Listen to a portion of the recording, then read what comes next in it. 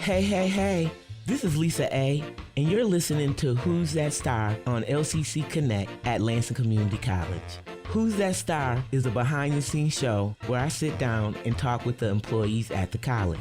This is an inside look at LCC where you will have a chance to learn about their passions, projects, what inspires them both at work and in their personal lives. I'm your host, Lisa Alexander. I'm so excited to get a chance to talk to all the people who make LCC great.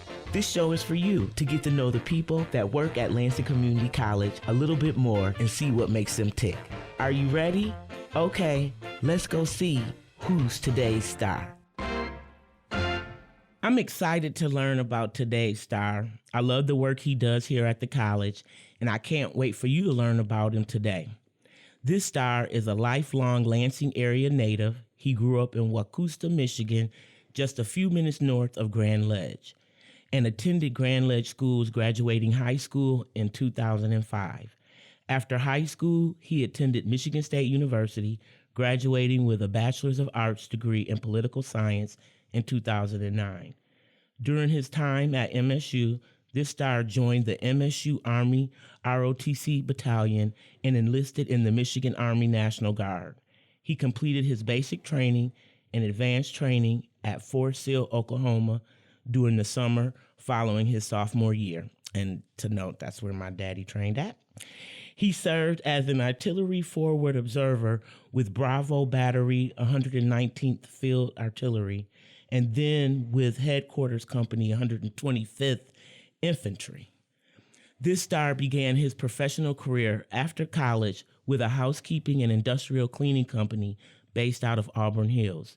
He was the Lansing area manager for the 3 GM locations in Lansing. He was in charge of 300 plus employees across all locations, working on 3 shifts. After 3 years, he made a career move and joined employer support of the Guard and Reserves, working under the executive director to help support employment opportunities for Guard and Reserve members. During this time, our star also returned to school, attending Embry-Riddle Aeronautical University, and will graduate with honors in 2015, earning an associate's in technical management with a concentration in logistics. That's a lot. In June 2015, this star joined LCC as the Director of Veteran Services. He and his staff assist veterans and dependents with their GI Bill benefits, along with acting as a bridge to other veteran resources that are available through other organizations. He and his staff offer the VetNet Ally seminar to staff and faculty.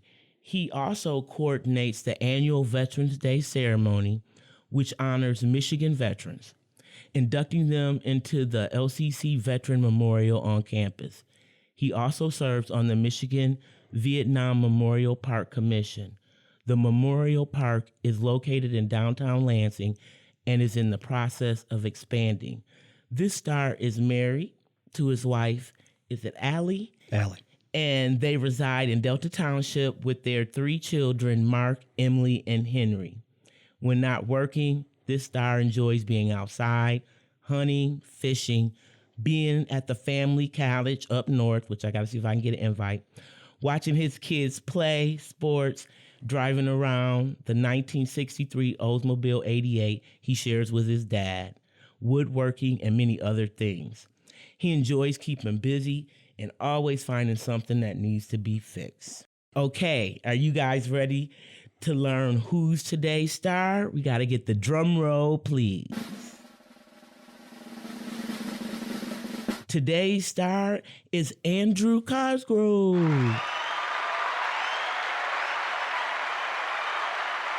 Andrew, I'm so glad that you could come on Who's That Star today. Yeah, thank you for having me. This is pretty cool. Okay, well, let's get started. So can you tell me about your work at LCC? Like, what are your roles here? Yeah, so I am the director of the Veteran Services Office. So our main priority is making sure that our veteran and military-connected students are able to utilize their GI Bill and other military benefits that they have for education and act as, like you said, a liaison between the departments within the college Mm-hmm. and other veterans organizations outside of the college. So we can help with an easy transition when they get out of the military and hopefully make sure that they're successful while they're at LCC. So what year did you start here again? 2015. 2015. So what, 7 years now? Yeah, going on 8. Yeah, going on 8. Wow. So, I mean, I've went to a lot of the functions that you put on, and I think they're great. Like, you really take a lot of care for our veterans, and so I know that they appreciate that. What do you like most about what you do here at LCC? I like the fact that I can help people obtain their goal of a degree or a certificate. I like being the go-to person when they have a question about their benefits, and I enjoy seeing people go through the process and come out successful on the other end. So if you were, I'm listening to this and I'm a veteran and I'm like, okay, I'm thinking about, I want to go to school, but I'm not really sure. Would they contact your office? Would your place be a good place for them to start? Yeah, they typically start with our office. Some people don't realize that we have a veteran services office. Right, yeah. So they'll go to the Star Zone first. And usually as soon as they mention that they're a veteran or a dependent of a veteran, they'll be pointed in our direction to come on over and work with us so we can get everything set up for them. That's a good point. It's not just veterans, it's the dependents of veterans as well that could utilize their services as well. So that, I think that's good, and I didn't really know that. Yeah, we have quite a few dependents who utilize benefits here, and there's a couple different benefits that they're eligible for. So there'll be someone that could help them kind of identify what their next steps are and who to contact, and then next steps, and sometimes talking to them about what benefit would be best for them to use because they can be eligible for multiple benefits. Oh, that's good insight. Can you talk a little bit about the Veterans Memorial where you induct people? Because that's such a cool ceremony. Mm-hmm. Did you start that, or is that something that already was here? That was something that I inherited when I started. Like a lot of people, I didn't know that the memorial existed at LCC. So when I started, I was kind of thrown into it. Okay. So, I'd like to think that it's kind of my baby to take care of.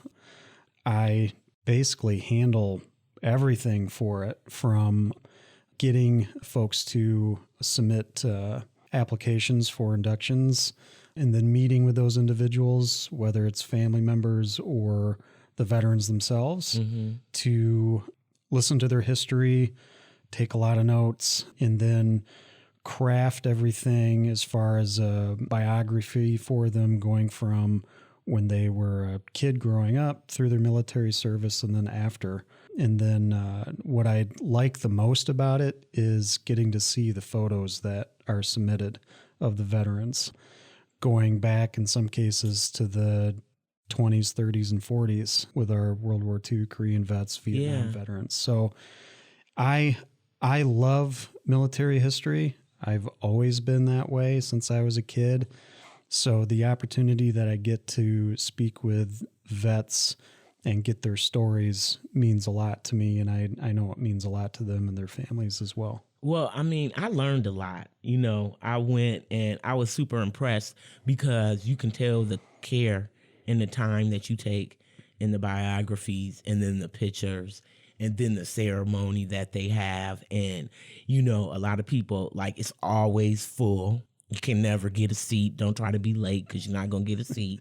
And then, the families are proud, and it's a proud moment. It's something that, it's respectful, but it's a nice honor to give the veterans. And so I really think LCC does a great job, and I've only known you doing it. So I think you do a great job as well. Thank you. So I wanted to know, you kind of talked about it a little bit, but what are some of your hobbies and how did you get into them? Well, cars is one. Growing up, I was always helping my dad work on a car. When I got into high school, not my first car, but my second car, the first one that I paid for, was a 1965 Triumph Spitfire, little British sports car. Yeah, because I had never heard of that. Convertible, yeah. And I was into those all through high school, through college. My dad and I teamed up. I think at one point we had 4 or 5 different cars. Some ran, some didn't. So I spent a lot of time working on that stuff, moved on from there. And now we have a 63 Oldsmobile that we bought last year. Oh, okay. And it's a nice car. It's drivable, looks great. But there's always something to tinker with on it or upgrade or whatever. That's the fun, right? Yeah, and that's why we bought it. We had a car before that just always needed a ton of work and planned on restoring it, but then we decided we're never going to have the money to really put into it. Yeah. So let's get something that we can enjoy and drive around and fits kids and Still all looks sorts cool. of people. Yeah, so that's just kind of something that's always been a part of my life. Over the last few years, I got into doing some woodworking stuff, making tables and stuff like that. I use wood and epoxy, and I put different colors in it and make stuff out of that. So I enjoy doing that stuff. It can be extremely frustrating when I mess up and I have to start over again. Because that's what it looks like with that epoxy. You can't really... Yeah, once it's set, that's it. Yeah, I watch a couple of YouTube videos on woodworking, and I see that, and me and my partner watch it, and he's like, you got to really be careful with this, because you got to start everything over, and I could see how that would be super frustrating for me. I couldn't do that. Yeah, it takes a lot of time, a lot of patience. You watch those YouTube videos of these guys doing it, and they have all sorts of tools, and they can afford to buy all this stuff. I don't have that, so I'm working with the tools that I have. Hey, that's how normal folks got to do it. Yeah. So I enjoy that, and then hunting and fishing. Again, I grew up with it. I've always hunted since I was a kid, going out with my dad, and now I continue to do it, and now I'm taking my kids out with me so they can experience it. And my son, this past deer season, got his first deer. Oh, really? Which was really exciting, and I got to be there with him. I meant to record it on my phone, and then I got too excited and forgot to record it, and then he got a little upset with me. But yeah, it was cool to see that, remembering my first deer and going out with my dad, and then my son's into it now too, and we'll see if my daughter wants to get into it. I don't know. Yeah, you never know. Yeah. I know for me, like, I worked at St. Vincent Homes for Children, and I want to say this was like in the 90s. But I did not know people is serious about hunting in Michigan, okay? So, like, I don't know, it was like in November, like mid-November. Mm-hmm. You better have what you need done, because the hunters was gone, okay? And they took off, and they were gone, and they came back and had a great time. And so that's what really, taught me about it. I didn't really even know that, and it's interesting. Do you hunt? I don't know, is it that's the first of firearm season or something? Or? November 15th is the first day of firearm season, so that's always big. I kind of poke fun of it a little bit because I bow hunt too. Oh, which okay. I think takes a little bit more talent and patience. Anybody can shoot a gun. Yeah. But it definitely is easier with the firearm. But I really enjoy the bow hunting because you're out there before all those other guys are out there, and the weather's still warm. Right, yeah. So you don't have to bundle up, and I sit up in a tree, and even if I don't see anything, I'm just happy to be out there and get away from my kids for a little bit. Be a part of nature. Yeah. So that's cool. That's interesting. You got a lot of different, varied hobbies. So that keeps you grounded, it sounds like. Yeah. What is a subject that you geek out about? Military history. Okay. Specifically World War II aviation. Since I was a kid, I remember the first model airplane that I built with my dad, who was a P-38 Lightning. And since then, I still build model airplanes, plastic models. And my grandfather flew in dive bombers during World War II. It was something that my dad was always into. Mm-hmm. And I don't know why, I just thought it was really cool. And I love the history of the pilots who flew and the things that they did, and the thought of you got this 19, 20-year-old kid flying this airplane in battle. It's weird to think about now, in, kind of knowing how I was when I was 19. Like, Yeah. I wouldn't allow myself to do that. But so yeah, I've always been into it. I used to build my models, and then usually I'd end up lighting them on fire and taking them outside and throwing them and watching them crash. Wow. Yeah. Mom didn't really appreciate that. I know. Yeah. But and now I'm a little bit more advanced in my skill. I use an airbrush and everything to paint them, and making them really detailed. making them as realistic as possible, and painting them in schemes that are of actual World War II, like famous World War II aircraft that flew. Yeah. So aviation, I got a ton of books. I've just always been interested in it. Unfortunately, I don't think my kids really are, but my dad and I, I'll watch a YouTube video and I'll send it to him. Hey, you got to watch this. And then he'll send me stuff. You got to watch this. And it's all airplanes. So, Hey, that's cool, yeah. though. It sounds like you got a good relationship with your father. He impressed upon you a lot of things that you still keep in your life. And your daddy used to work here. Who's your daddy? Mark Cosgrove is my dad. And if you ask anybody, I look and I sound exactly like him.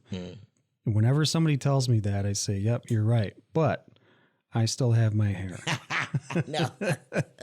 And I asked him one time, when did you start losing your hair? I think I was in my mid-20s because I was kind of getting worried about it. He said, I think I was around 28. I'm like, oh, man. But now I'm 36 and I still got it. And he has a head full of hair, y'all, so he's good. Yeah. I liked your dad. He was good people, and he helped a lot of people when he worked here as well. So I just wanted to give him a good shout out. So do you live by any piece of advice or a motto?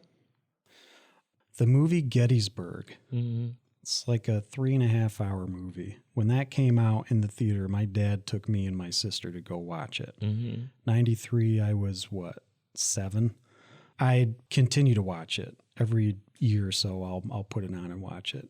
And there's a scene in that movie where they're talking about slaves. The couple union guys are discussing slaves. And the comment that the sergeant made when they're discussing it was, I can't remember specifically, but he said, you can't judge a man based on the group. You have to judge a man for the man. That's it. And that's, from a young age, that's always kind of stuck with me. And I live that way. Like, group of people, whatever. I take people for who they are. If you're a good person, then you're a good person. If you're not, then you're not. Right. If you do bad things, or I lose a little respect for you. But a man or woman, you have to judge them on who they are as a person. Right. You can't group people together and make assumptions on who they are. I think that's a good one that I've lived by, and it's something that I'm starting to talk to my kids about too. Sometimes we're told that we shouldn't judge people, but I think we all do, and you have to. Yeah, because sometimes you need to know, you may not be judging them for their choices, but you also know choices can impact people, right? Exactly. And so you need to be aware of that. So, no, I agree. Know who you're dealing with and have that interaction. And you don't have to necessarily hate on them, but you can be aware. Right. And know that this may not be for me, or this is not the type of thing that I'm trying to do. So, no, I get it. Exactly. I understand that totally. So I wanted to ask you, who's the most intelligent person you know? My dad. I thought you would say that too. I don't know how he does it, but he can figure out pretty much anything. I mean, he's building an airplane right now. That's cool. And I mean, I guess it's more of a restoration It's a 1940s biplane, and it's all wood, and he tore it all apart, and he is having to rebuild sections of it and redo the whole thing. And the fact that he can figure out how to do that is amazing to me. Going through life, growing up, he taught me so many things, continues to teach me so many things, life lessons, or if it was homework for school, he'd figure it out. Right. And it's just something that always amazed me. And I know there's a lot of people out there that will say, oh, my parents the best. And I truly feel that about him. Not to say that there haven't been issues growing up. Right. He's a retired colonel, and, there is always that side of it. But the conversations that he and I can have discussing a wide variety of topics, political stuff about aviation, other historical things, or just normal everyday stuff. He is the one that if I run into an issue, if I'm working on something and I run into an issue, I got to call Dad. Right. Dad, hey, I need you to come over here and help me figure this out. And usually he does. He can help you. It's just amazing to me. Hey, that's a good thing, and that's wonderful to be able to have that support and know that, you know what I mean? And so it sounds like you guys had a good relationship and he was impactful in your life. So definitely. I think that's cool. So here's a question, and we got to wrap it up. I'm going to ask you these last two questions. And I already know the answer to one, but I just like to say it anyway. Go green or go blue? Oh, go green. Man, that's where I went.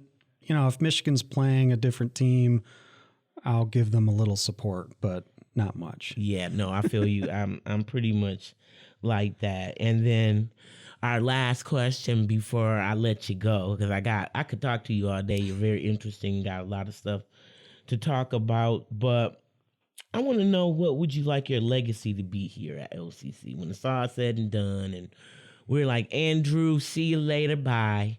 What do you want that legacy to look like? I want to be known as the veterans guy, and I kind of am already, but my legacy is making sure that our military connected students were taken care of to the best of my ability and my staff's ability, and helping to make sure that they are successful while they're at LCC, not only with their academic stuff, but with just life stuff in general. I get people who come into my office every so often and just want to talk about whatever's going on, and I enjoy being the guy who can provide those answers. So, if nothing else, a guy who enjoyed what he did and enjoyed helping his students. I call them my students because they're veterans, and I'd like to be remembered as the guy who took it seriously and provided as much as I could to them while I was here. Yeah, I think that would be a great legacy to leave. I think you're well on your way to doing that. I do think you are the military guy on campus and someone that we all make referrals to, but it's a great place, and I'm just glad that you took the time today to come on Who's That Star? Yeah. So people could get an opportunity to know about you and also know about our Veterans Affairs program. So thank you. Thanks for having me. Yes, for sure. So you guys, we're going to end it today, but I'm so glad that you guys were there to listen, and you can listen to us next time on Who's That Star? You've been listening to Who's That Star?